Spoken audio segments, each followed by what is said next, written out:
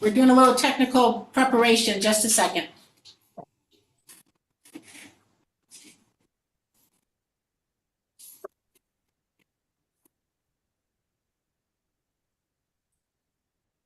Yep. Okay. And can you, oh, you know what, let me get the mouse just in case. Right, please. So, hi everyone. It is 7:01. In our tradition of this committee, we'll wait a couple of minutes because otherwise I find myself repeating. Okay, what is this? Do you need to keep the flash drive in? Let me close up the flash drive.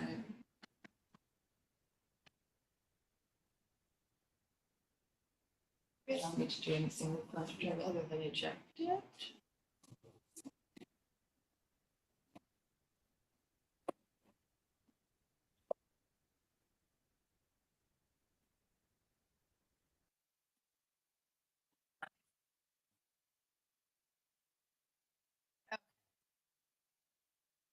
I'll say it again. We'll start in a couple of minutes so I don't end up repeating myself. And I'm sorry. I have some printed. This as well. Somebody know what it is. Oh, no.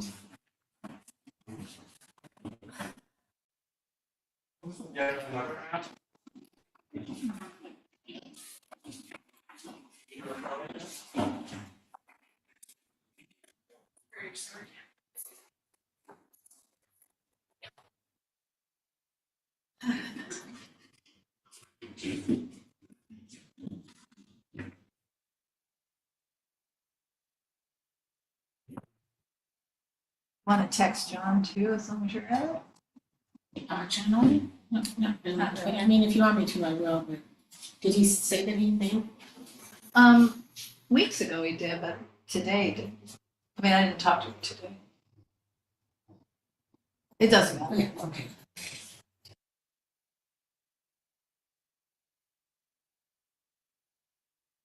Anyway, we don't have to be silent, just being aware that we're being recorded and the meeting hasn't started. That's all. So, but you can be silent. Okay.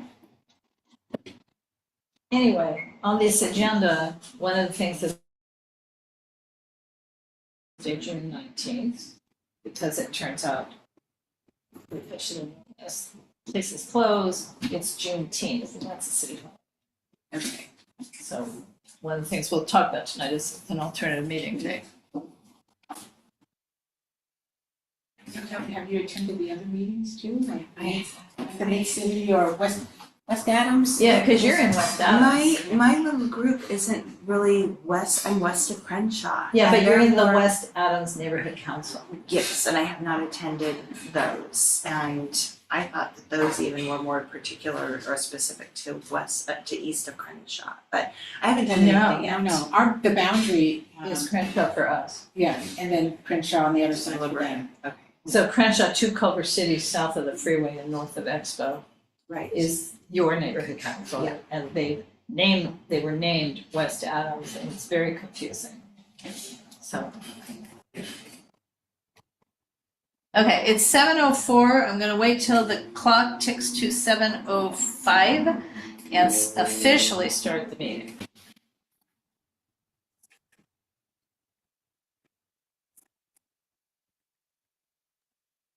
You cannot officially start the meeting until Donna Oops. Jones is here. But it is now 7:05, and I am calling this meeting to order, and I'm canceling what I just did because, and I was gonna say, and I'm going to share the agenda. I'm here. Okay, hi.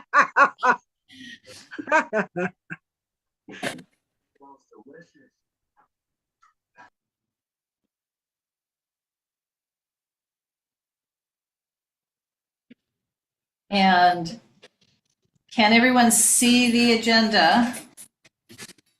Yes, Yes, Okay, and can you still read it if I take it to that size?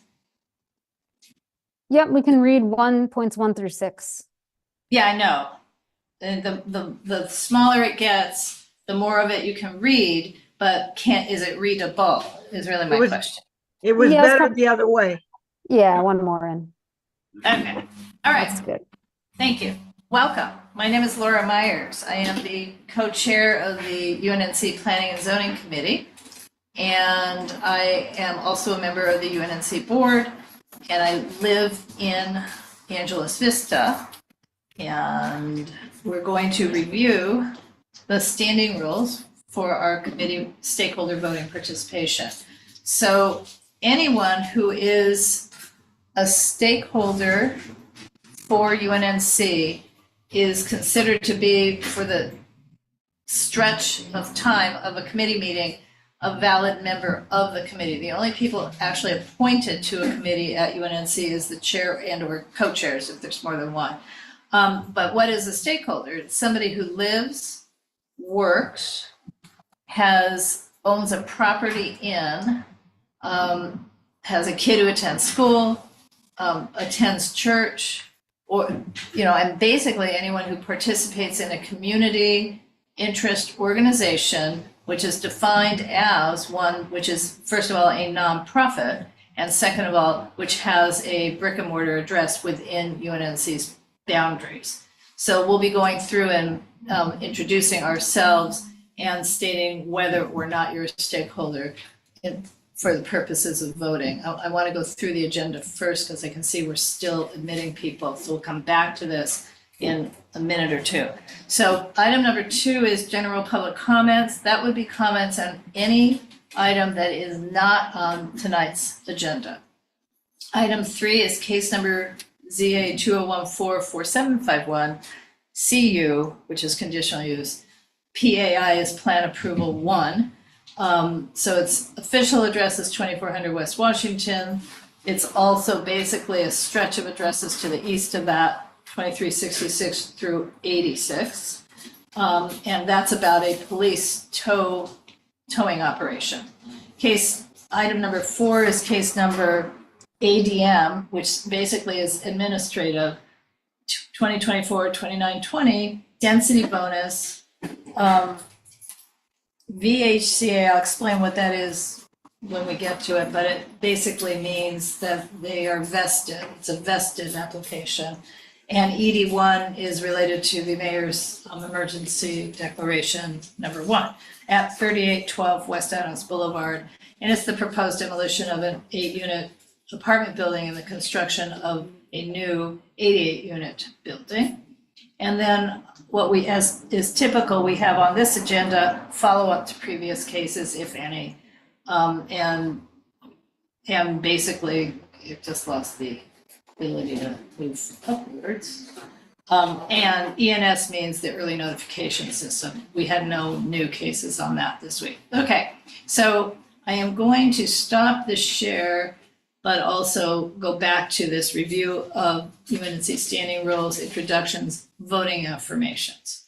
So again, with the way our committees work, anyone who is a stakeholder may, during the course of the meeting, not just participate by having comments or questions, but may make a motion and may vote on that motion if they are a stakeholder.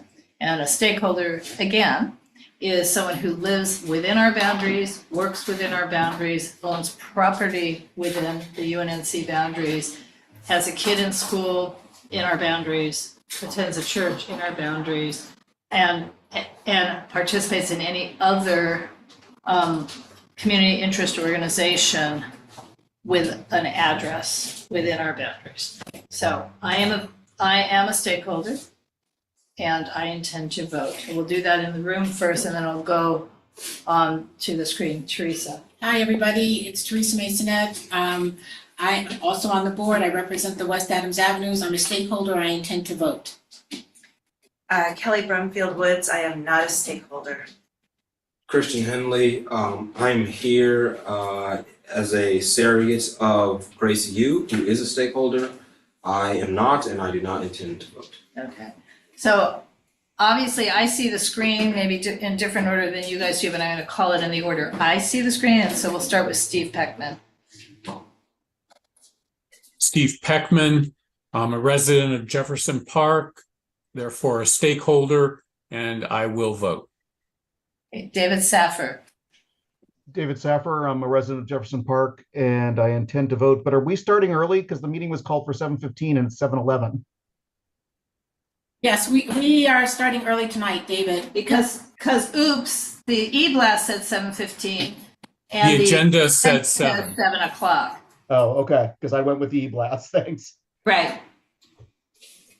Which is why I'm dancing a little and taking a little time. Rosie. Hello, everyone. Good afternoon. Rosie Brown, live in Jefferson Park. I'm a stakeholder and I will be voting. Okay. Carolyn And Chauncey. and Chauncey, or Chauncey and Carolyn, whoever's there. Yes, with Chauncey Hughes, we're stakeholders and we plan to vote. Okay, both of you are there. Yes, two. Yes. Okay. Sammy, and you'll need to unmute. Maybe driving. So let's If come you're, back to you. yes, I'll come back to you. Oh, there you are. Oh. Hello. Sorry, So Sammy, you just need to say who you are and whether you're a stakeholder and whether you intend to vote. Sammy, yes, stakeholder and intend to vote today. You're a resident of the Avenues, correct? I'm a resident of the West Adams Avenues, yes, on 8th Avenue. Thank you. Okay, next would be Christina. Hi, I'm a resident of the West Adams Neighborhood Council, so I'm not a stakeholder, so I won't be voting. Thank you. Donna. Hi, Donna Jones, West Adams Avenues. Am a stakeholder and I intend to vote. Thank you, Steve. Okay. Carla and Melissa. Hello, good evening. We are stakeholders, both of us, Carla and Melissa. Sorry, the dog is barking. We live on 6th and Jefferson Park, and we intend to vote. Thank you. Rose Porterfield. There you go. I'm sorry. Can you, and I apologize because it came in a little bit late. Can you just clarify for me what would make me a stakeholder and eligible? Okay, so She's if your you, neighbor. okay, well, we'll tell you you're not, but I'll clarify. I know my neighbor. I don't want to be rude and just say you're not. Okay. It's people who live within the UNNC boundaries, which in your case stop at Crenshaw, and you, my understanding is you're west of Crenshaw. Okay, correct. Live, work, own property, belong to a community interest organization, which does have an address within UNNC, have a child in a school within UNC. I mean, we're really broad, but not broad enough. Yes. So I'm not correct. Okay. Thank you. And you can participate thoroughly, just can't make a motion or vote. Right. Thank you so much. Okay, Gregory Talley is an Avenues person, but he can tell us that if you can unmute. If he's here. Well, I think I had chimed in and everything. Okay, and then David Murray. See, we think I would vote. Thank you. Okay, so we've reviewed the agenda, so now to general public comments. And again, for those who arrived after we described what a general public comment is, it's a comment on any item that is not on tonight's agenda. And hi, Sandra, I see you're here and I know you're a stakeholder, so we don't need to go through that. Rosie. Hello. I'd like to say that a very great job for those who put together the resource fair on Saturday. It was well received, had a lot of people came out, and it was really a great event. Thank you very much. Thank you for having it at the park. Thank you. Thank you. Okay. Dolores did a great job. Yeah, Dolores and Teresa did a primary job. And I know that people like Sandra and Steve, who are on the Zoom call, did a great job also turning people out and manning booths. So, and I don't mean to leave anyone out. I can be left out. I just showed up, did nothing, and did get to eat. So, Steve. To second what Rosie said, I think it was a very successful event. It was wonderful that it was in the park on Jefferson. And it was great for the Friends of the Jefferson Park HPOZ to be included. So thank you so much to UNNC. And Christina, you have a general comment? Yes, hi. Thanks for making the time. I'll try to keep this brief. As we mentioned, I'm on the other side of Crenshaw, and I believe most of you are in CD10, correct? Correct. So I met Heather Hutt this weekend and brought up some of the issues about these developments coming up in our neighborhood and your neighborhood, et cetera. And I asked, do you have any plans to have any kind of event with Grace U so we could understand some of your policy positions and the differences in these issues? And she said no. She said, why would I give her a platform? But she did say maybe if I was invited by a community group or something, then I would consider showing up. So just witnessing the beginning of this meeting, you guys seem to have your stuff together more than my neighborhood council, frankly. So I'm just throwing it out there as a suggestion, or if any of you are interested in maybe partnering with my neighborhood council, I could reach out to those folks and invite both of them for an event on land use and try to pin them down on some real, policy ideas, because they seem to just talk in, very high level, conceptual politicians' language without taking any real stance. Okay. Noted. And I should mention that on general public comment, it does not create a conversation. So noted. Thank you. Anybody And I would else? also like to say, just for the record, that Grace Yu is a member of our board, Right. just for clarification. Okay. Does anybody else have any general public comment? I will say, if you've signed up for the UNNC MailChimp, we did get a notification. This is not relative to what we just were talking about. From the, You're not on camera. essentially from the agency that oversees the Bald Hills water and oil. I don't remember the name, but they are going to have a planning event on Saturday, and we'll be sending out a notification tonight. And along with that, we'll be sending out same email, same e-blast, an invitation to an open house tomorrow night from 6 to 7 at the Rediscover Center, which is adjacent to our board meeting. So if you're planning to come to the board meeting at 7, you can come to the open house the previous hour. And Rediscover is a organization that uses recycled materials with children and teaches them various crafts, and they use the recycled materials. So you'll get that e-blast much later tonight. Much later tonight. Okay, any other announcements? If not, we're gonna move on to the 2400 West Washington Boulevard. I'm pretty certain that the majority of the people here tonight are here for the item number 4. So maybe we can make short work of item number 3.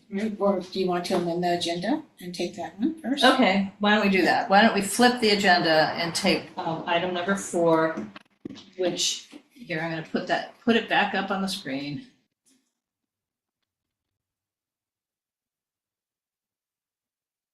Okay, can everyone see the screen? Yep. Yep. So again, I'm going to read it out loud because we're also being recorded. Case number ADM, which stands for administrative, 2024-2920. DB is a density bonus case, and they're utilizing state law for density bonus. VHCA, this V stands for vesting, and that usually means that the project is approvable based on the law as it stands on the day they paid for the vesting. So if the law changes, it does not change it for them. And HCA is basically the Housing Crisis Act, again, another state law. ED1 is the mayor's emergency declaration number 1, which relates to affordable housing, 3812 West Adams Boulevard. So this proposal is to demolish 8 units, of RSO, which is rent stabilization ordinance, apartment building, and then to construct a 100% affordable housing apartment building consisting of 6 stories, 88 units, and it will have parking. I'm not really sure how many parking spaces because we have not seen the plans, but there is parking plan for it.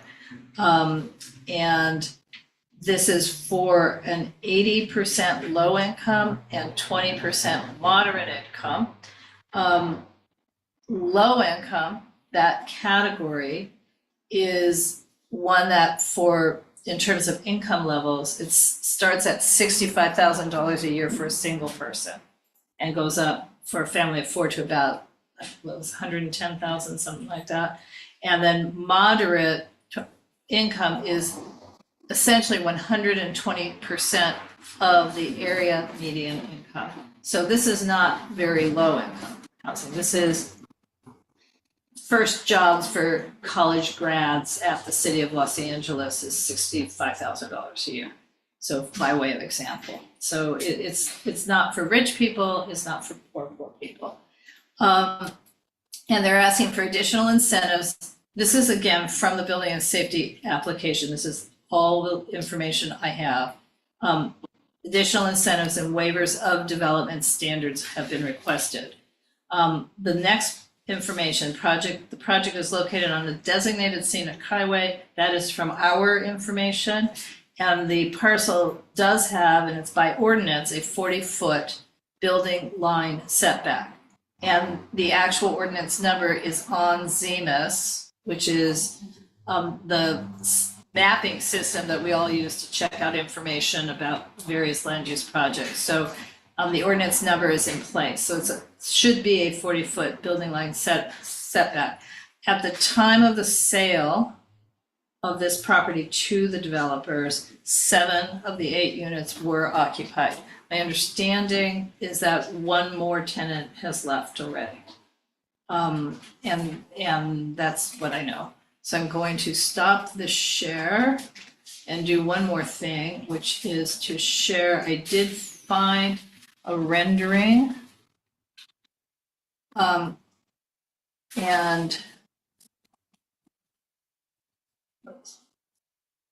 again, I didn't mean to do that, but can everyone see this picture? I know, I'm just not hearing anybody going, oh. So, Yes, we can see the picture. So can you see it? Yes. It's not entirely correct because the building on the left is really to the right of this, in real life of this. But what we can see is specifically that, well, 2 things. We can see it's on a website, and that website belongs to Orion Housing. And Orion Housing is the developer, or a version of Orion, a limited liability company related, that is Orion. And they're already marketing it for occupancy. And what's not in this screenshot, but is below on the same website, is a description that it is for, it's luxury housing for young professionals, is how it was described. The other thing we can see quite clearly is that it does not have a 40-foot setback. Yes. Quite clearly. So I'm going to stop this share as well and start the conversation. And I don't know who wishes to start the conversation. I guess I'll start it briefly. I don't know, legally, I don't know how an emergency declaration by a mayor or anybody else that's short-lived can undo an ordinance with a building line setback or undo the scenic highway designation. I just don't know how that can happen, especially the building line. So maybe it can't. Right. Right, because it seems this is an ordinance. And both of these things were ordinances. So the designation of this as a of Adams Boulevard as a scenic highway from Figueroa to Crenshaw is a part of the city. Well, the city has a general plan, and it consists of a lot of elements. One of the elements, for example, is a general plan framework. Another element is a conservation element, which has to do with historic preservation and cultural heritage, not the environment. Another piece of it is the housing element. That's the one we talk about a lot here. And another piece is the mobility and transportation element. So the mobility and transportation element was updated not that long ago, within the last 10 years and maybe within the last 8 years, and it included the designation of Adams Boulevard as a scenic highway. So this is something that under law is a part of the general plan. I don't know, that one I don't know if it's enforceable or not enforceable. But Adams Boulevard is certainly not 100% an HPOZ, but it's well known as the Street of Dreams. I mean, it's been I don't want to use the word designated. It's been referred to for more than 100 years in newspapers and magazines, but even 100 years ago as the Street of Dreams, something special. So this designated highway has to do with the cultural heritage, and it's not its scenic trees. It has to do with the architecture and the history. So now somebody else gets to talk. I'm doing all the talking. Are there any questions? I think it'd be great to Or take some comments. questions. Yeah. Or, yeah, I have a question. Oh, never mind. go ahead, Chauncey. Two things. One, the 40-foot setback, that kind of that almost cuts the property in by a third. The other thing is, can they start that building? I mean, it's supposed to be low income and actually turn it into what I thought when I read low income. It's basically low income, Section 8, and not that a place full of Section 8 and people on different kind of social income. Yeah, they're not proposing it as a Section 8 building, clearly, because it's not, there's other categories. There's extremely low income, there's very low income, then there's low income, then there's moderate income. They are proposing what when we hear the phrase low income, we think it's low income, but that's not really the case. Well, it is. I mean, it's fairly low. But I guess what But Chauncey's it's not asking gonna is be that, that- can they change that? Once they receive, they ask for these bonuses, these incentives, and they are approved, and they start to rent it or change it, or can they change it? Well, in theory, 100% of these units are covenanted with the housing department, and that the housing department would be who rents it. But that's clearly not what's going on here, because they already have it up on their rental site as coming soon to be available.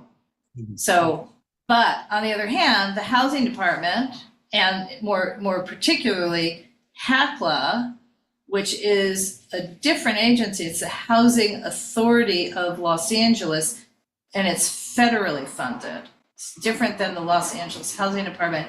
It's HACLA that has the vouchers. They do not have vouchers for this level of income. Those vouchers are for really extremely low income or homeless people. And then just to switch it, if it is designated as low income, which we say 65,000 And up. Based on Not way up, Yes. but and up, but based on could they- family size. Right, household could size. they change it to, I mean, you said they're advertising it now as luxury, could they then increase the rents to 1,000 or 1,500 or something? Well, Steve, you had some rent numbers. I'm just gonna throw you into this. Where did you get those numbers?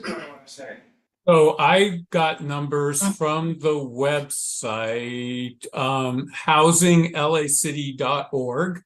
And they have several tables that you could look at. And the table I was looking at was from the LA Housing Department 2023 income and rent limit for land use schedule 6. So this was the lowest rents I could find under the designations of affordable housing. So looking at what they've advertised, which is low and moderate income units, I believe, the lowest for a single would be $971 a month. 1 bedroom would be $1,110. 2 bedrooms would be $1,249, and 3 bedrooms would be $1,388. That's for low income. Right, So, and did it happen to match that then to what a person's income would need to be to rent that? Is it like you just multiply those numbers by 4? So low income would be 70.65 for an individual.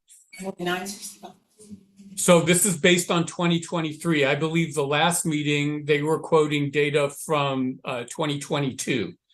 So 2 persons would be 80.75, 3 is 90.85, and 4 is 100.9. So this is designated as low. Right. So clearly, in response to what Chauncey's question was, this is not about housing for homeless or housing for people who are on the edge financially. This is not the purpose of this building. The purpose of this building is already stated. It's for young professionals who do need housing, let's be clear. But yeah, go ahead. So do I have the floor now for my hand up, or maybe Chauncey did that for the moment? You can come back, but did that sort of answer your question at the moment? Yes. Okay, Steve, you're on. Okay. So one thing I do want to say is that ED1 does not stand for emergency directive. It stands for executive directive. Okay. So it was implemented as part of what the city considers emergency, and I would agree. It's not an emergency directive, it's an executive directive. A couple other points I want to make. And this is something that we were discussing on Next Door, I think it was, which is affordable housing in this context really means affordable for the developer and not for people who are homeless or are at the risk of losing their homes. That being said, I think that there are 2 things about the proposal that to me speak to disrespect for our community, at least 2. One is that the developer has not even deemed it necessary to share the plans with us. To me, this is a demonstration of disrespect for our community. Second is that the destruction of our cultural heritage as represented by the architecture and the urban context of this street of Adams is an absolute demonstration of disrespect. And I believe that this building is a destruction of that cultural heritage, that by the idea that they would build to the lot line, that they would build 6 stories on a street where there's nothing even approaching that size of a building for the number of units that they have, I think is just a demonstration of disrespect for us. Now, along with that, I need to say that no one stands in front of me in their support for housing for people. And I think our community has demonstrated time and again that we support housing, and we absolutely want to see the homeless housed. This project is not doing that. This is the type of project that we keep seeing as a community that is exploiting the crisis that we're in regarding homelessness for personal gain. And I find that absolutely objectionable. And so I think that we should do everything possible as a community, and I hope that we can encourage our neighborhood council through this meeting to push our councilperson Hutt, to actively engage to stop this kind of project. Thank you. Thank you. David Saffer. Yes, hi. I just want to read whatever we decide to do with this. I just want to read something from Orion Housing's own website, when they talk about this being an affordable housing project. When you go on Orion Housing's website and click About Us, the first thing that comes up is, welcome to Orion Housing, your premier destination for student housing near USC in Los Angeles. Our goal is to make finding your next home as easy as possible, et cetera, et cetera. And then it goes into, our living spaces are located in prime locations near USC and other desirable amenities. But it talks over and over, and I would encourage you to look at their own website. This is not about affordable housing for residents of the area. This is student housing, is what they're building. Has nothing to do with affordable or young professionals. And then they even talk of releasing with Orion Housing. Don't take our word for it. Read our glowing testimonials from our current and past tenants and see why Orion Housing is your top choice for student housing near USC in Los Angeles. They make it very clear what their goal is and what their market is.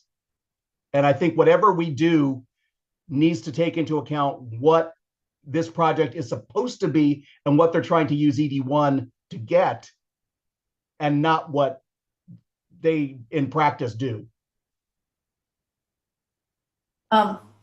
David Murray. I agree with Stephen and all his comments, but I would like to say that this is not a 6-story. It is actually a 7-story because it's got the elevator tower right above it, and that's right on the street. So this is a 7-story structure next to a bunch of low-rise buildings, 2 and 3 stories. Okay. Sammy. Hey, sorry, I was kind of in and out, so I don't know if this was addressed, but I guess my question, having kind of seen a lot of affordable housing projects, is that they are removing 8 units of housing. And I guess, I'm pretty familiar with the voluntary relocation. So obviously some people will take the money and move. But some people, that's really not going to cut it. Even if you get $50,000, it's not going to pay for more than like a year or 2 of rent. So I guess my question is, how is that being addressed? And, what basically, how are we sort of protecting those tenants from eviction? Well, we're lucky that there are tenants living there because it will delay. This streamlining won't be that streamlined. And I do know that they're not necessarily operating strictly within the rules that the housing department has. I was told, I don't have verification, that one of the current tenants received a package last week that she's from another country, and she interpreted this package as being from the mayor telling her she had to leave. So I don't know what was in the package exactly, but I don't think a package is what's supposed to be delivered anyway. You're supposed to work with when you have a project, you're actually supposed to work with the relocation specialists that are employed as consultants by the housing department. So it's not supposed to be some sort of, here's some money, here's an offer, why don't you take it? Well, there's rules on that. There's rules. But are they using Ellis Act, or like what is the pathway? Well, how could they not use Ellis Act? That would be my question. And I mean, in other words, tell me again, it's an executive directive. I don't think the executive directive can eliminate the Ellis Act either, which is a state law. So the answer is we don't know, but this is the third prong of defense, I guess, that we should be emphasizing. And so what we're doing tonight, Sammy, is we're getting some feedback from the community, and we're gonna make a motion, then we're gonna take a vote, and then probably we're gonna make a motion to take to our governing board, but it's to be something where we're gonna be requesting the council office to do something. Right. So we would prepare a letter to ask the council district to blah, blah, blah, but we don't know what that is quite yet. So right now, what we will keep in consideration that we're concerned about the relocation of the current tenants. My feedback is about losing housing for 8 people or 8 families or whatever, 8 units that have been in the community for a long time. I can't imagine that these units were recently rented at market rates.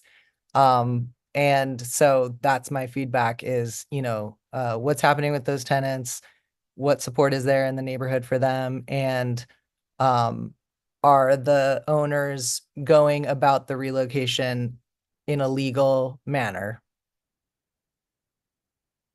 Okay, We so, have a question in the room. right, so I'm not sure, unfortunately, if we've been having the transcript all along or not.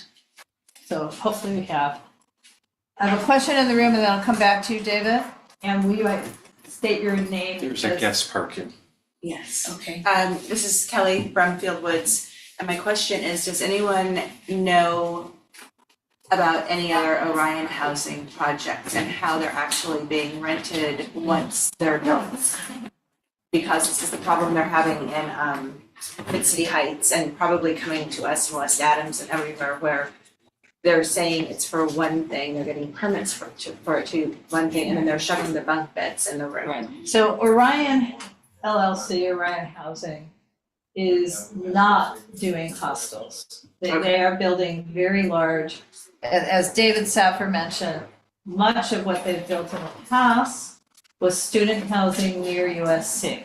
That is not all that they're building though, David. They also have properties now in Echo Park, Koreatown, Mid-City, and they are pitching those for young professionals, not Are those students. apartments or are those co-dwelling, co-housing? It's really hard for me to answer that question, but I will say, and maybe those of you who live in Jefferson Park have a better idea. It turns out that the building under construction, or maybe it's completed, at 4,000 Montclair. So that's Edge Hill and Montclair. It'd be the southwest corner. So the big complex, that's Orion, as it turns out. Right. Isn't that discriminatory to say young? Because I'm a real estate agent besides Well- artist, and you can't say young on a website. That's Well, like, okay, I think you're probably correct, because it is steering. it is steering. It is steering, but I don't think that's gonna be Let's call them out on that. Let's. Yeah, I'm saying, the thing is, they're a very successful, moneyed developer. Some of their projects don't seem offensive at all, and some do. I mean, so in other words, they're the ones who built the 4 or 5-story building on Adams, north side of Adams, just west of Vermont, and just east of AME Zion, the church. And it's a white brick, I mean, it's a very pretty building. So, they're, on the other hand, they're the one in great conflict with the University Park HPOZ on a project on Scarf Street that's gotten bigger and bigger and bigger, and they've suddenly reimagined it also as a 100-unit ED1 without any approvals needed at all. So, I mean, it's hard to paint them with the triple link brush, which is the entity that does the co-housing. But they're definitely, we have known them primarily in the past as student housing developers. It's just they seem to be getting bigger and bigger. They also have, now they have outreaches in other parts of the state and other states. So. I should, Laura, Okay. just to mention the project on Montclair. Yeah. Was a project that had been approved. They bought the lot with the project already approved, and it's Correct. 3 and 4 stories. Correct, it's quite a huge project, but it was not, that one did not have any discretionary actions. Right. It's quite big because the R3 zoning. Right. It's weird that that's R3 zoning, but it is. But it was So- approved prior to them getting involved in the project. Correct, but if you go on their website, suddenly everything looks just like that one. I don't know, they have a couple of projects where the same rendering is in more than one location. So Laura, can you explain to us the process now? If it does not have to go before the city planning commission. Well, there's no discretionary hearing at the moment, but they are asking for discretionary items. So the So who question reviews is, that? question is, does the mayor's directive totally overcome all of it or not? Because the quote waiver of development standard that they're asking for would include this ordinance and the building line, which isn't a development standard, it's an ordinance. You know, a development standard would be, for example, what we see on the commercial corridors where they say the design guidelines include this and this and this. That's different, in my opinion. So, and similarly, the height, I think, is waived out by state law. I don't know how they're getting to 88 units, because by my math, based on the parcel size, still big, but it'd be more like 78 units. So I don't know, because we don't have the cover sheet that tells us anything. Right, so because they've said 6 units, 7 units with parking, if it moves forward and based on Executive Directive 1, let's say there are certain things that are automatically gonna be approved. You're saying the height is automatically going to. Well, state law also. State law allows them to go these 7 stories. Right, so in other words, if this was a regular project and not under ED1, the waivers and incentives that they're asking for would be things that the planning commission would have to approve.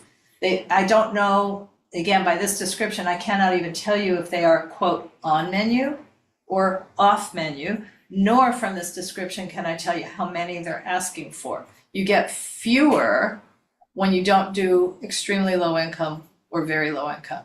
So it may be they only automatically get 2 and they're asking for 5. And so we don't know, it's all sort of hidden from view right now. But there are 2 things we do know. And one is that. 3, Well, because one there's people living there. Right, that there's a ordinance for the 40-foot setback. And a designation for the scenic highway. Right. You know, all 3 of those things, and we know what their website is saying, even if their own website is wrong, and maybe it is. But we don't know what other projects have been approved with ED1 that maybe violated these things, but can we assume, or can we move forward thinking that these things will not be violated because they are ordinances? Well, here's the thing. We know, for example, on Venice Boulevard, there was an ED1 project, or is an ED1 project in an HPOZ. So what we know is it did not need to go to the HPOZ board. It was way streamlined. But we also know they actually had to meet the preservation plan requirements. But it was just simply one meeting with a staff person who said, yep, you do, and we hope they did, but they were supposed to. I mean, in other words, they still were supposed to. And those requirements were not waived. So what we don't know is why Orion now has, it's actually 3 projects. One's here, one's in University Park, and there's a 3rd project in North University Park specific plan where they're saying we don't have to meet any requirements. We can do whatever we want. We can have more units, we can have no setbacks, we can, no design guidelines. We don't know why they think they can, but the project on Venice Boulevard did not think it could. They just thought they don't have to go to the board. So I don't know. And what has the council district said? Well, they were asking for input as to how they could stop it, which is a little scary. Oh, how do I raise my hand? Well, this'll work, Sandra. Yeah. I can't tell you how to do it on your computer, but that'll work. Just give me a moment. Anyway, I just, I don't know why they don't know how, but I also don't know what, vesting. I don't know if the mayor changes her directive, if they're vested to a prior directive, because that's not a land use ordinance. So in other words, that's not an adopted ordinance that changes. I mean, so as she gives, she could take away if she chose to. So Sandra hasn't spoken yet. I know I see Steve and David Murray, but can we let Sandra? Oh, no, never mind. She'll wait after David and then Steven. Okay, David was maybe second. Steve was first. No, David was first. I know. Okay. My David, comment your turn. My comment is it seems there was some precedent before to have the developer come and approach us and have a meeting with us, as were the two projects that are further down on Adams, closer to Crenshaw. I wonder if we couldn't put pressure on CD10 to require them to come to a meeting and present. Well, I again, now I know the developers. I called Henry Fan's own cell phone to invite him to this meeting. I called Patrick Jen, who was another partner, on his work line. I emailed both of them. So, and I hope that CD10 did the same, but I don't know that for a fact. But I mean, Did they get back to you? no, these are not people, I mean, they don't go to Nandasi either, which is the neighborhood council to our east. They've just gotten to the point where they know what they can do and they kind of don't care. Well, I don't know, I can't say that. I don't know that they don't care. They don't. No, I can't objectively say that, but they have certainly now experienced that it doesn't seem necessary, certainly doesn't seem very necessary in some other council districts because they do work with the council offices. I think in this case, they had not a week ago, they still had not reached out to the council office. Okay, Steve, Greg, Sandra, now Rosie, but I got the order. Steve. Thank you. So I'd like to make a motion. And it's going to be several parts. Steve, can we please then get these couple more comments before we do a motion, if you don't mind? Okay. Because Greg and Sandra haven't spoken yet, or Rosie, if you don't mind. Thank you. So it's Greg next? Yes. Yeah. Gregory Talley. Okay. I think we have to be very careful that this can be a slow erosion of the history of our community. Sticking up a big box right in the middle of the most historic part of West Adams. If we allow this to happen, it's going to be permanent, and it will completely ruin the character of our community. So I think this is something that we should fight tooth and nail against. I know that housing needs to be built all over the city, but why does it have to be built in our community? There are other places where housing is being built where the area is not ours. And I think that we need to be careful about allowing our community to be the sacrificial goat for developing further housing. Thank you, Greg. Thank you. Sandra?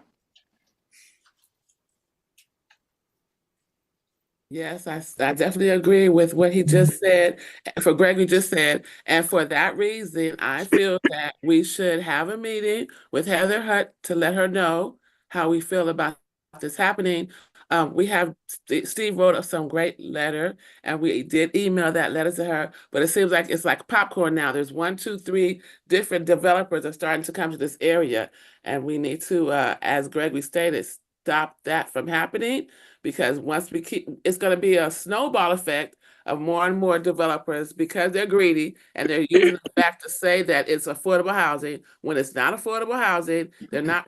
We are for affordable housing. We would like to see the homeless, cleaned up in our area. That's not the point, though. They're just making more people, putting more housing in our area for people that it's not affordable and it's not fair.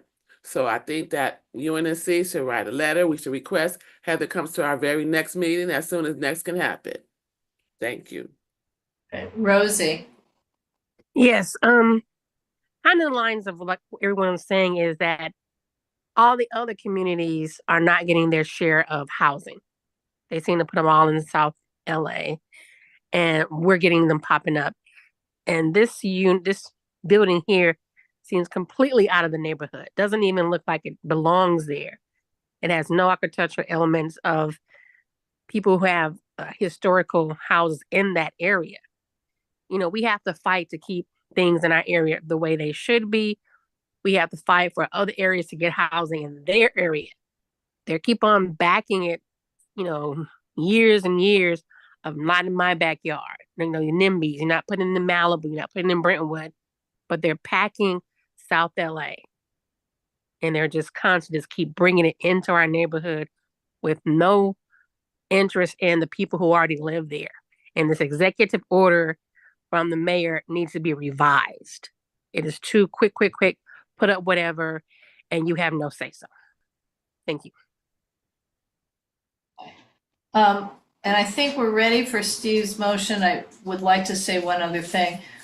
There was a South Los Angeles town hall for the South LA neighborhood councils earlier this year. And at the beginning, each of the neighborhood councils at the different tables just introduced themselves. And one by one, they were saying, what's really awful is ED1. It's causing real problems. Yeah. And the mayor came maybe an hour later and gave a speech, and then, you know, are there any questions? And it was like, nobody raised their hand, so I did.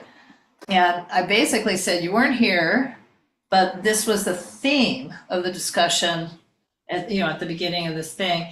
And it is a problem for South LA. It's the law of unintended consequences. And it's really harming very neighborhoods that you, Ms. Bass, worked in with a community coalition. You need to fix it. And then her answer was, weird.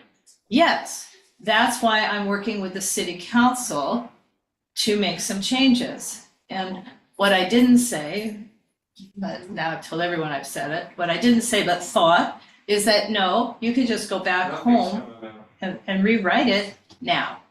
And she didn't, obviously, that I do feel that that's remains the situation, that she could, with the flick of her own pen, fix this and not wait for all of the changes that are being proposed at the council level. They are trying to make an ordinance to make this idea permanent, but that doesn't mean she can't fix her executive directive right away. Okay, Rosie has her hand back up, and remember, I did say Steve, it's time for him to do his motion, but Rosie and then Steve. Already spoke. Okay, your hand's just still up. Got it. Oh, sorry. Okay, Steve. Okay, thank you. So I agree with everything that's been said. I'm not sure I can summarize it all into a motion, but I can give you what I have. And wait, I'm gonna get a pen. Okay. She's My throwing me first, so I think there's going to be three motions here. My first motion is that we recommend to the governing board that it go to Councilperson Hutt and request two things. One is official data from the city telling us, reporting on the approval and creation of affordable housing by neighborhood council area. Right? They should have data to tell us whether we in South LA are carrying a larger burden as it feels that we are, or is it just because we live here and we're experiencing it? The city should have this data. If it doesn't, then we have a much more serious problem than we ever thought. The second part of the motion, and this is about transparency and a gesture of goodwill. That's very disappointing that the developer did not provide plans for this project for our meeting. And part of my motion is that as a matter of transparency and a gesture of goodwill, that CD10 request those plans immediately and that they be provided to this committee. So that's my first motion. And I think I have a second or third motion. Can I tell you that Andrew Westall, Council District 10, has asked for the plans. He has not been given, but he didn't ask the developer, he asked the planning department. Now, I understand what you said, but I'm happy to amend my motion for CD10 to go back to planning and to also approach the developer and get the plans. If planning has the plans, I don't see why they're not provided to the council office. Okay, so Steve, just 1 second. I want to keep our protocol in line here. Are your second and third motions connected to this, or are they totally separate? They're about the proposal itself. Okay, So my first motion, my wait. first motion is solely about approaching CD10 with requests. Okay. Not just. Well, why don't you go through, here's the problem, I will just tell you, we won't be able to do 3 motions tomorrow night at the governing board. We'll be able to handle 1 motion. Yeah, so why don't. Okay, I'll pile it all into one motion. The suggestions you would like in a letter, and then we can kind of. Right, consolidate that to one motion. Okay, so I appreciate that, but I think for the sake of this committee meeting, what I would like to do is have 2 motions. Sure. That can then be consolidated depending on the vote. Because if people don't agree with me, I would not like to have everything voted down in lump sum if they only disagree with part of it. That's fine. Right? So I have this motion to ask 2 things from CD10. And I'd like, if there's a second for that, then I'd like that to move forward to a vote, and I'm happy to consolidate after the second motion if that passes too. It won't get the plans. Okay. Is that how you want to proceed, Laura? Or do you want to hear a second motion? I think I want to hear the second motion, and then, I mean, does this one have a second? Did anybody? First of all, does anyone second the first motion? No, I didn't. Well, I can second it. Okay. So I say second.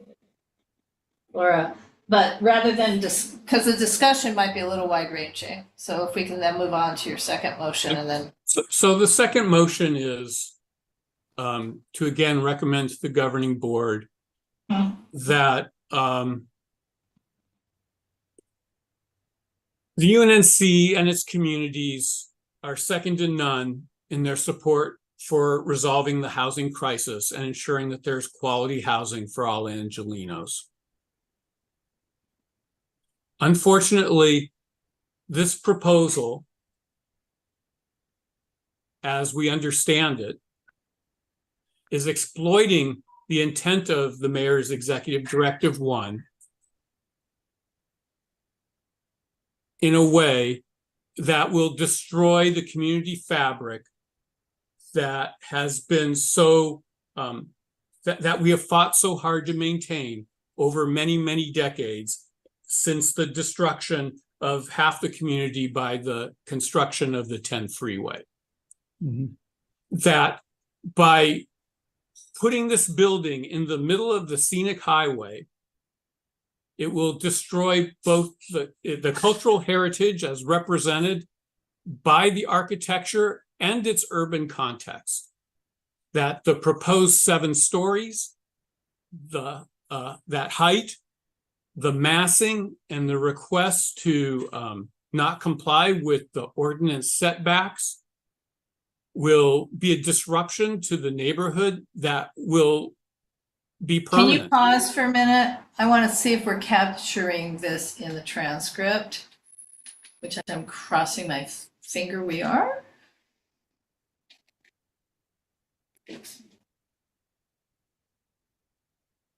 Okay, then I'm trying to view full transcript. Okay, why am I having such trouble with this? If not more, then I go into the. Oh, no, we've got it. Oh. Okay, keep going. I'm happy. Okay. We have all your eloquent words because I can't keep up. Okay. Well, I'm kind of improvising, so. It's all right, but we have it. Okay. This motion might be a letter, but that's okay. Okay. Okay, so my train is now derailed. Well, by putting this building in the middle of a scenic highway, and then I could tell you where you were. I'll go back to this thing. I'm having trouble clicking on. Oh, I guess the ending of this is that we would encourage the developer to work with CD10 and the UNNC to propose a building that's in line with the cultural heritage of this community. So that part of it, I think, is important because, again, we don't oppose housing, but we do want to make sure that the housing is appropriate for the context.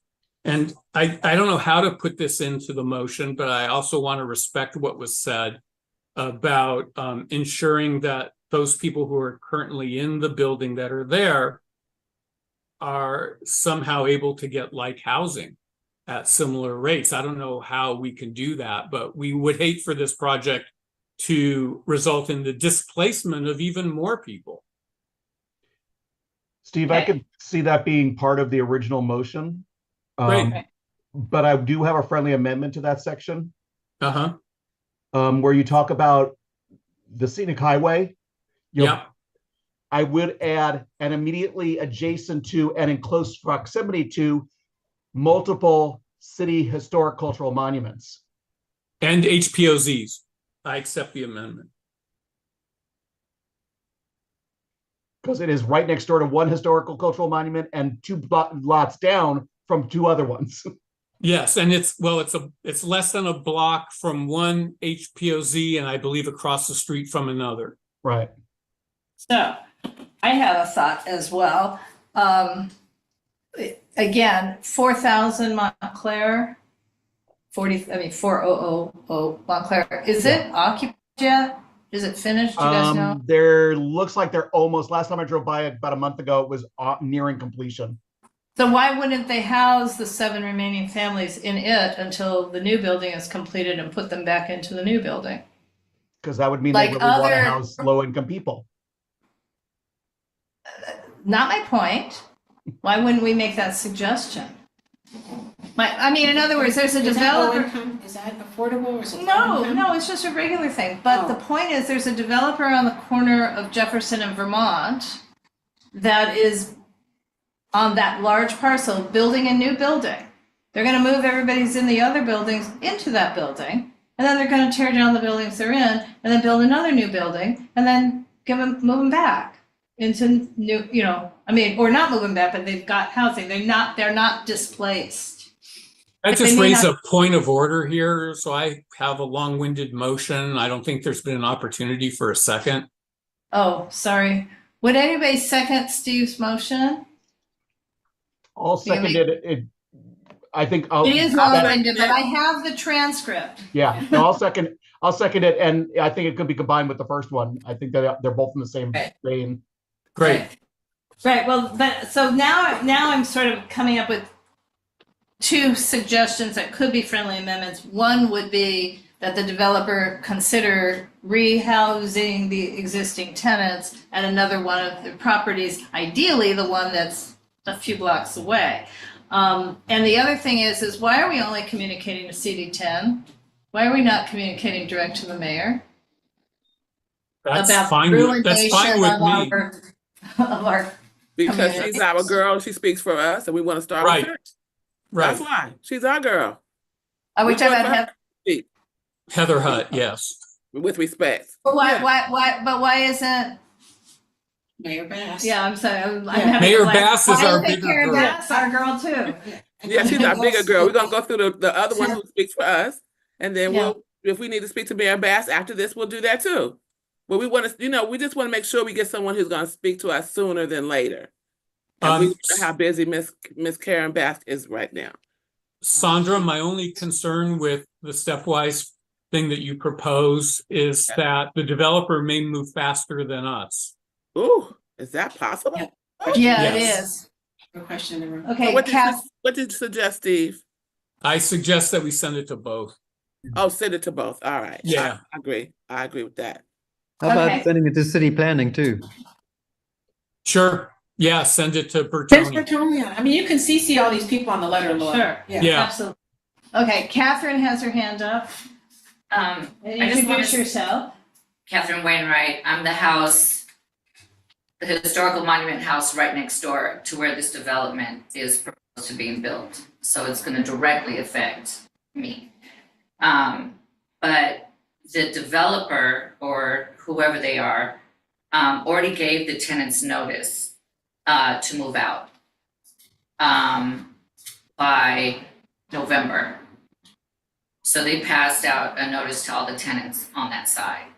So maybe it's not moving as fast as they wanted it to because they can't do anything while their tenant's still there. So there's a little bit of time. But they were given notice to move. So on what basis? Because Ellis is 120 days. Is that what they're doing? Ellising the building? That what? Are they Ellising, that's the state law of the building? I don't know. I sent it to you, what one of the tenants sent to me, what the notice was, but it was the notice to vacate within 6 months. I guess my concern is, I think those are all important points. My concern is that if it goes through planning and planning starts approving this,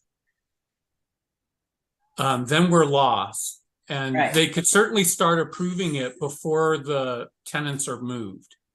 So It's in the I think we need to move process. with I think we need to move with some haste on this. Well, we are, considering we learned about this, 10 days ago? Mhm. And here we Right. are in a governing board tomorrow. November comes up pretty fast, even if that was a target date. And for our council person and the mayor and others to actually act will probably take longer than that. Right. It's a 6-month notice to quit. And they're requiring them to deliver possession by 11/23/24. 6 months. Yeah. Notice to quit. And did they give a basis? That's not 6 months. This project is going to be a devastating carbuncle on Adams. Oh, by the way, That's not 6 one of the months. tenants who lives there is Nick Metropolis. That's Oh, who's. no way. Yes, way. Okay, this is not a standard, this is not the standard, I'm looking back at this thing. Yeah. That's not they're not using the AGLA form or the CAR. AGLA is Apartment Association and the California Association of Realtors. That form is neither one. It's just their own typed up form, which may also not be legal. It's I also didn't- 5 months. Pardon? It's also only 5 months. It's 5 months. It's It's 5 not months. 6 months. Yeah. They're giving- Right, but does anybody know what the Ellis Act requires? Oh, It no, I require, well, I mean, one of the things it requires is filing an Ellis Act notice with various entities. And I think that needs to be provided to the tenants. Okay. Maybe that's something we can mention in Right. this letter, that they have not provided that to the tenants. Right. Okay. As And you we think know. you sent me that, because I don't remember downloading, I downloaded a lot of material for me, but maybe not that. No, this is a separate email, but I'll Okay. send this to you. Okay. So they're not doing it, I mean, I just don't feel like they're on the up and up, and I've spoken to them. There was a guy over there that was, I don't know, doing something, and I'd asked him about cutting the grass. I mean, it's just like they're not even upkeeping the building. So the weeds are up, the tree is on my house, it's a mess over there. And he just said, yeah, we're working on it. Yeah, this is kind of What's the- standard. This is standard practice of trying to push people out. You stop Right. maintaining the property. Right. Okay, so we have two motions on the floor. We have a suggestion to have a single motion. I've accepted that suggestion. Okay, so essentially, what we're making, this, essentially, I've got, again, we have everything in a transcript form. I'm not gonna try and read it all back. But we have sort of a part A and part B, is a better way to say it. That one is that we're making some specific requests from the Council District 10 that it find out if there's any official data, and that would probably be from the controller's office, by the way, if there's any official data on the approval of affordable housing, and projects that have come underway, I suppose, by neighborhood council. And do you have a time period that should go back to? Since at least the beginning of ED1, Oh, just ED1? I mean, in other words. whatever you feel would Well, be okay, so appropriate. here's my thought as a person who's been here for 40 years and watched affordable housing projects dumped year after year after year in our community and nowhere else. It's very few other places, I should say. I mean, I'm always into the whole fair share in 35 neighborhood council, 35 community plan areas. So you don't want to, how far, you don't want the measure just back No, to, whatever to you where think she is took appropriate. office? The problem is if you 'Cause I don't think very many- ask for data for the last 40 years and just Yeah, get that's a too long. download of data, you're not going to be able to figure it out. No, I understand that as well, but are you looking for projects that have been built or just those that have been approved? Because Approved. this is a well, very you short want- period of time. You want two categories. You want approved and built. Okay. So I don't care how far it goes back. It's just you But want you're it in saying, a, but you're saying via. you want the under data ED1. provided in a way that we could actually look at Okay. it and be able to scope out what the distribution is over which periods Okay. of time, because it could wax and wane by community. Correct. I'm not going to predict how the data are going to fall out. Okay, so I understand. So it's, do you want applications as well? I don't know if you think sure, if we're getting data, applications, approvals, and finished construction, sure. Yeah, because they do have these numbers they have actually. Great. Going back Then- farther, they might not. Then let's get them. But we want to see them. Okay. Yeah. And then the second thing that you asked, the governing board would be asking Council District 10 regarding transparency and our disappointment that the developer never did, provide plans apparently to much of anyone, that we strongly request that CD10 go back to planning and go forward to the developer to officially request these plans. Yes.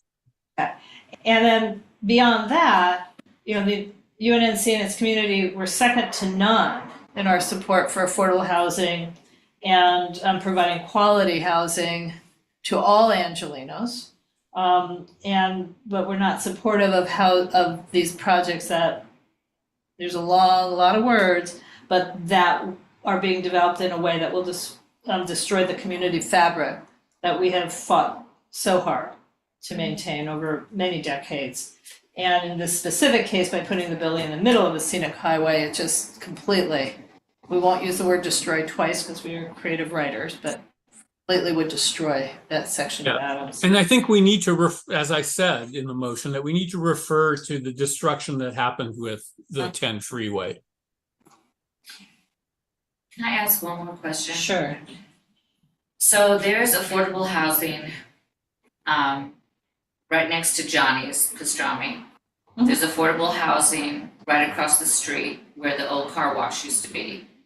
There's affordable housing on Crenshaw Boulevard at 20, yeah. and they're all so And so is there a cap at how many affordable housing structures that aren't really even affordable housing? Because I mean, if you have to make over $65,000 a year, I don't know how affordable that is to people that need to get off of the street, but that's a whole nother. It's not for subject. homeless. Right, but how many, is there a cap at any point? Well, okay, so we've saturated this neighborhood with, 18 buildings. So let's stop and let's go to a different neighborhood. There are no limits. Yeah, when does it stop? Because the phone calls never stop, and they're actually, purchasing all the properties between Crenshaw, La Brea, and Jefferson and Adams, and buying one house and putting up 10 units of these box structures that don't look at all like the neighborhood. But at what point does somebody say enough is enough? Okay, but well, there's not gonna be a point where we can say enough is enough on small little private developments that are in line with the zoning. The problem with this is it's not. Right. Okay, so I mean, in other words, there's by right, Mm-hmm. and then there's what's in line. All right, maybe we can answer that question after we get through this. Well, but the question the question Catherine asked could certainly be stated in this letter, not in the motion, but in the resulting But I very think Laura, legally, comment. I think the answer is there is no limit as long as it's within zoning. No, I understand, but we could put into not the motion, which we're gonna vote on, but in the commentary letter is, you know, these projects that are so out of line are causing community members who have been so supportive of new affordable housing developments to now ask, is there a cap? I mean, how much can we absorb? I mean, there's a way to play it that doesn't make us sound like we're Insensitive. or anti-affordable housing. Right. Because you are correct, there are a lot, that was what I was asking too. We've Right, done a lot. I think that's a legitimate question, but it's really hard to make a claim that we have absorbed more than others when there are no data available. Yeah, I think that's Correct. the point of Steve's first motion. Right. The first part of Steve's motion. Right. I'm uncomfortable making a claim, for example, that we have experienced an undue burden of these projects. I was I was in the East San Fernando Valley a couple months ago, and I can tell you they have block after block after block of these new developments. So I don't know whether we have an undue burden or not, but I would like to know, and I think it will inform these discussions now and in the future if we had such data. Okay, right, and so I think then there's a way to not tweak the motion. I mean, we've got a motion, you have a double second, one for me and one from David Saffer. But the point is, we're gonna be writing some sort of letter. This Right. results in a letter. And Okay. there's certainly a way in a letter to say, it feels like, the perception is, it's causing Fine. people to ask, but we need the data, Fine. right? I mean, there's a way to do it that way. So express these feelings, but acknowledge that we don't really know if we have or have not absorbed more than anyone else. Right. And maybe as a result of getting those data, we'll find that we actually are not experiencing an undue burden and we should shoulder a lot more than we have. But that doesn't mean that it should be built in a way that it destroys what we have. Correct. Okay. Okay, I'm gonna call for the vote. Yes. Thank you. All right. Thank you, Teresa. All right. So, so again, how do you vote? If your video is on and you just want to raise your hand, you can do it that way. Otherwise, please, if you're on Zoom, go to the reactions, go to the bottom of your black screen and there's reactions, and you can raise your hand like as if you were trying to speak, only now you're going to raise your hand. And if you are not a stakeholder voter, please do nothing at all because it'll get very confusing. She is. She's a Okay. stakeholder. And those of us in the room, so all in favor, which vote, are we voting at what, both? Let We're me just say voting this. on the whole thing, the whole kit Yes. and caboodle. So, It's gonna be my, one letter, I think, Laura, you. you sure, can so my consolidate, make second one letter. has disappeared and this is a motion seconded by David Saffer. Okay. Okay, so all in favor of the group motion, raise your hand. And that includes those who are eligible to vote in this room. Catherine, you're not voting? Oh, am I eligible to? Okay, Yes, I mean, it doesn't have a conflict. Oh, 1, 2, 3, yeah. 4. Oh, no, only board members. Wait, let me count.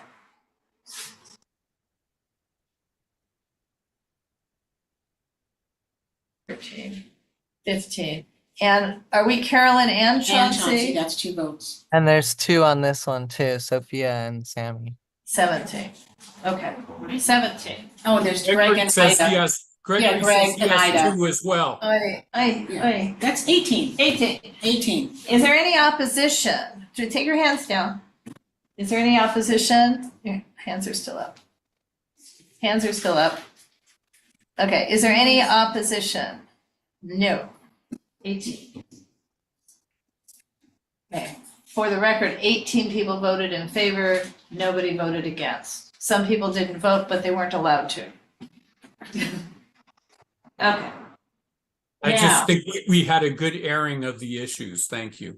Yes, we did.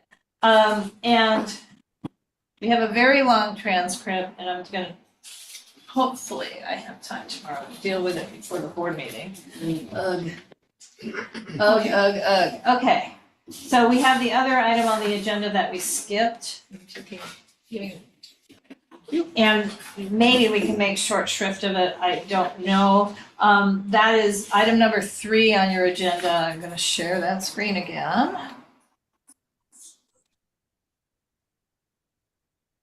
And that is the case on Washington Boulevard, ZA-2014-4751 CU PA1, which is plan approval number 1. So basically, there's a company called Wilshire Tow. They operate out of 2400 West Washington Boulevard. They have contracts with both Wilshire LAPD and Olympic LAPD to tow the cars that are, for example, if you park on La Brea after 4 o'clock, you get towed. Or you're in a bad accident, your car doesn't move, you might get towed. If you've kept your car somewhere for 3 weeks and have had multiple tickets, you might get towed. So they have the contract when the police tow your vehicle to do the towing in those 2 police districts.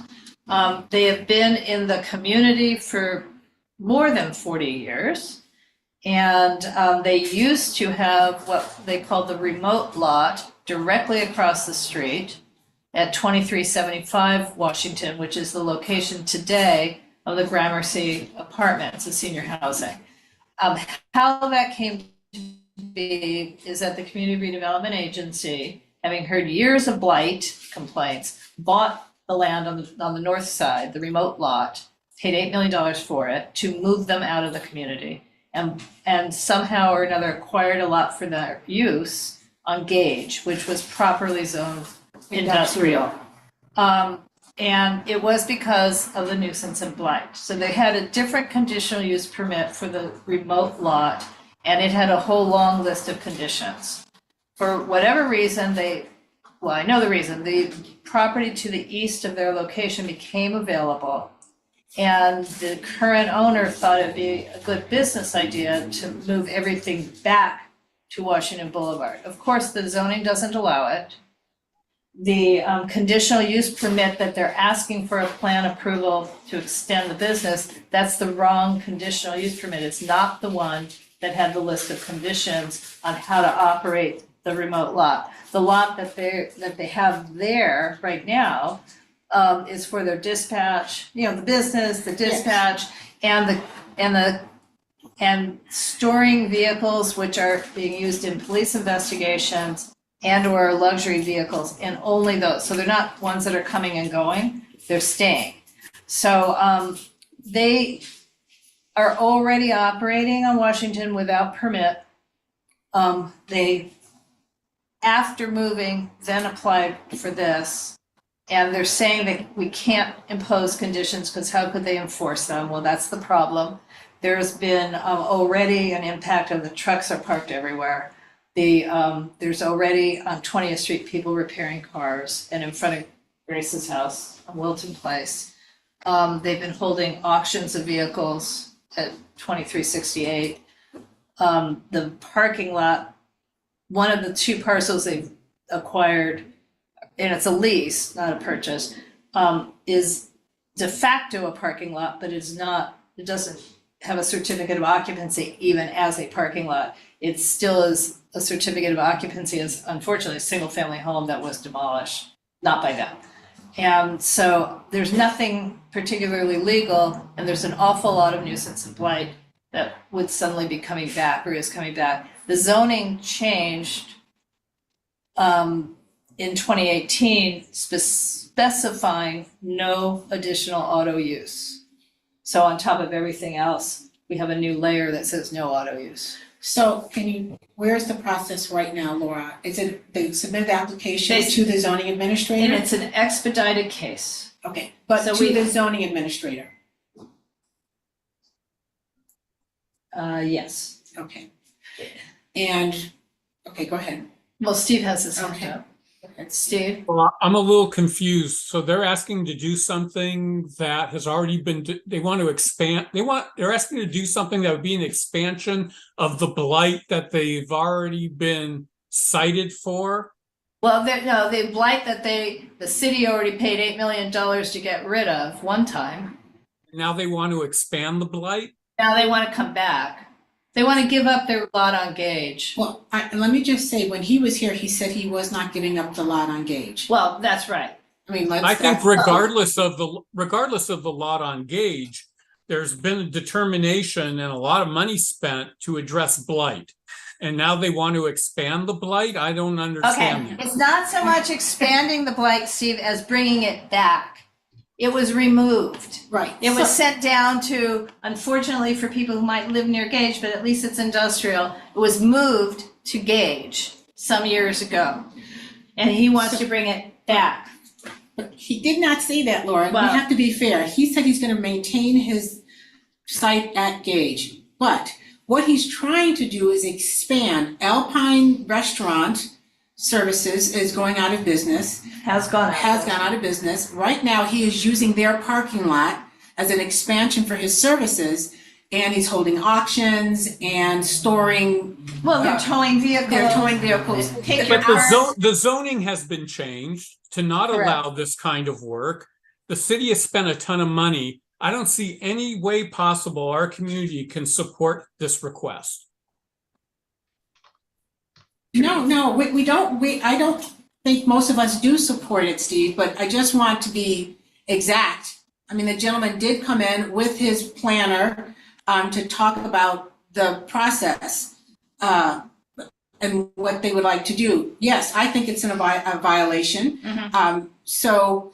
And he said he couldn't do the conditions we were requesting. He would be unable to enforce them, which is the very reason why the Community Redevelopment Agency finally stepped in and moved them away. Okay, so. Right, so this committee should not They support separate- the, oh, this okay. committee should not support the request.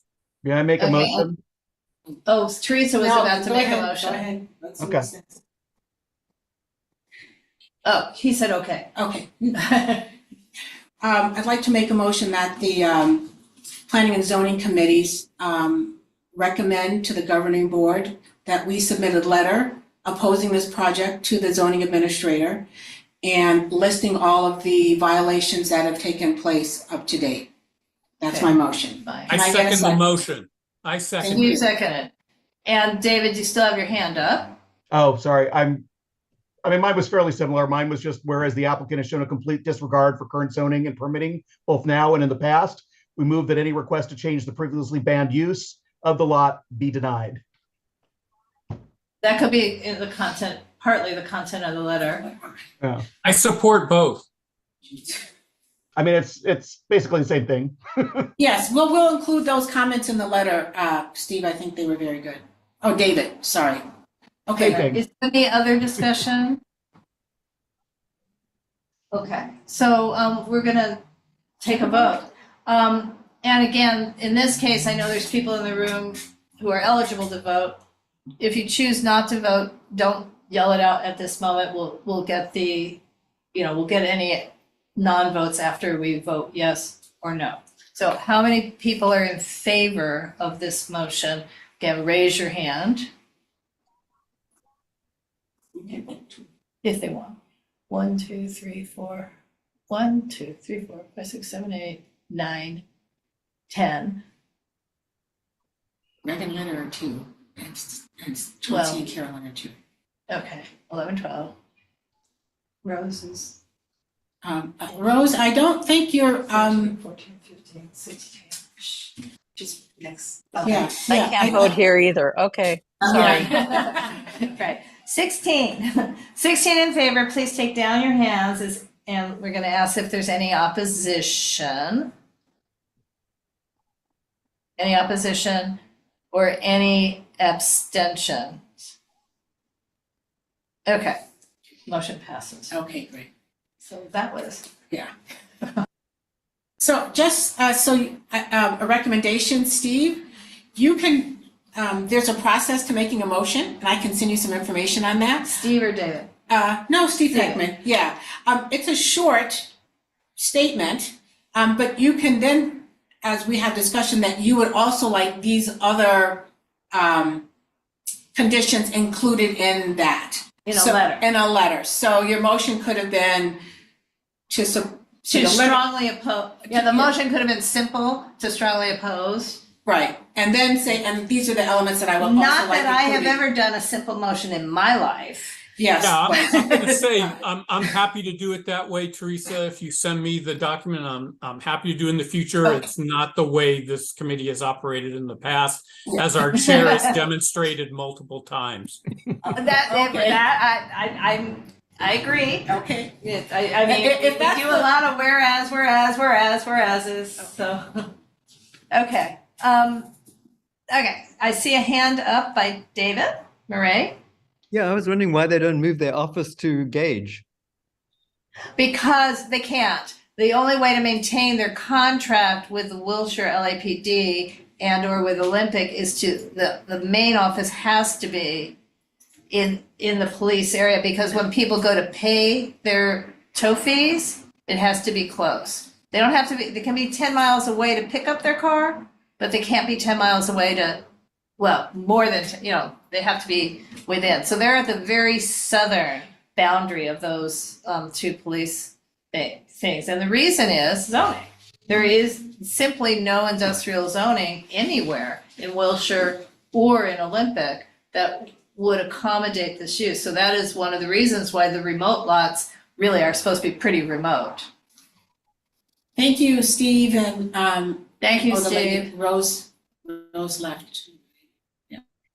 Yep, she couldn't vote. Okay. She just texted me. I'll see you on the street. Okay. So do we have any follow-up to any other outstanding cases, previous cases? No, not that my weak brain. I will say that, follow up to, we had a discussion about, I was attending the housing summit. So that was really good, and I think what I'll do is send out, as soon as I get the links to all they recorded. There was a full day housing summit last week that was dealing with naturally occurring affordable housing, and historic preservation was sort of a combination of how to keep everything together and also how to create new incentives for developers to retain buildings and build around them. So there will be something I can share with the community later, but they haven't, I don't think they've come up for air. Okay. Right, so I think we're ready to adjourn. Okay, we are ready to adjourn. Okay, thank you, everybody. Thank you. And bye. Good night. I'm gonna say. Bye, Greg. I'm gonna say. And David, Carolyn and Chauncey, Donna. No. I mean, I'm sick, like I can't imagine how you're feeling. Okay. And there's Did you say the chat? I did. Okay.